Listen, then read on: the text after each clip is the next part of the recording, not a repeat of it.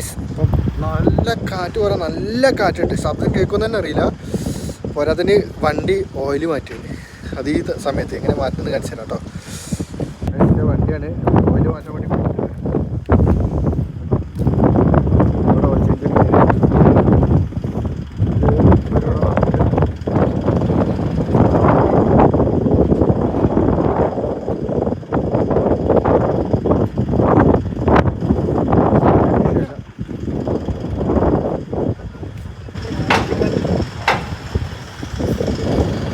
ഷോറൂമിലൊന്നും കൊണ്ടുപോയില്ല. അവരെന്നെ വളച്ച് ഇതൊരു കമ്പനി പറഞ്ഞു കഴിഞ്ഞാൽ എന്താ പറയുക, പ്രൈവറ്റ് കമ്പനിയാണ്, ഗവൺമെൻറ്റില്ല.